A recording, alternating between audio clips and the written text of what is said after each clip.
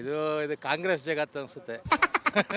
ಇಲ್ಲಿ ಪಕ್ಷ ಯಾಕೆ ತರ್ತೀರಾ ನೀವು? ಪಕ್ಷ ಯಾಕೆ ತರ್ತೀರಾ ಅಂತಂದ್ರೆ ಇದು ಆ್ಯಕ್ಚುಲಾಗಿ ಇವರು ಯಾವಾಗ ಕಾಂಗ್ರೆಸ್ ಅಧಿಕಾರಕ್ಕೆ ಬಂದರು ಇಮ್ಮಿಡಿಯೇಟ್ ಬರೀ 3 ದಿನದಲ್ಲಿ ಫುಲ್ಲು ಸ್ಟಾಪ್ ಮಾಡಿದ್ರು.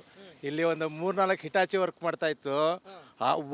ಬಂದು ಕಾಂಗ್ರೆಸ್ ಅಧಿಕಾರಕ್ಕೆ ಬರೋಕ್ಕೂ ಇವ್ರು ಕೆಲಸ ಸ್ಟಾಪ್ ಮಾಡೋಕ್ಕೂ ಏನು ಸಂಬಂಧ? ಅಂತಂದ್ರೆ ಇಲ್ಲಿ ಬಂದು ಇಲ್ಲಿ BJP MLA ಇರೋದು ಫುಲ್ಲು ನಿಮ್ಮ ಇಡೀ ರಾಜರಾಜೇಶ್ವರಿ ನಗರದಲ್ಲಿ ಏನೇನು ಕೆಲಸ ಇದೆ ಇದೊಂದೇ ಅಂತಲ್ಲ, ಇದು ಅಲ್ಲಿ ಉಳ್ಳಾಳ್ ಸರ್ಕಲ್ ಹತ್ರ ಒಂದು ಇದು ಬ್ರಿಡ್ಜ್ ಮಾಡಬೇಕಾಗಿತ್ತು.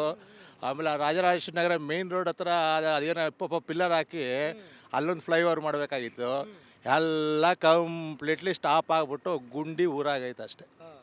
ಫುಲ್ಲು MLA ಈಜುಕೊಳ್ಳೋ ಥರ ಆಗಿದೆ. ಇಲ್ಲಿ ಕೆರೆ ಕೊಡಿಲಿ ಇಲ್ಲಿ ಫುಲ್ಲು ಟಾರ್ ರೋಡ್ ಹಾಕ್ಬೇಕಾಗಿತ್ತು. ಅವ್ರು ಮತ್ತೆ ಅಧಿಕಾರಕ್ಕೆ ಬರ್ತೀವಿ ಅಂತಲೇ ಏನೋ ಅವರು ಡಿಲೇ ಮಾಡಿದ್ರು, ಬರಲಿಲ್ಲ. ಈಗೆಲ್ಲ ಕೊಚ್ಕೊಂಡು ಬಂದು ಎಲ್ಲ ಗುಂಡಿಗಳಾಗಿ ಕೂತಿದೆ.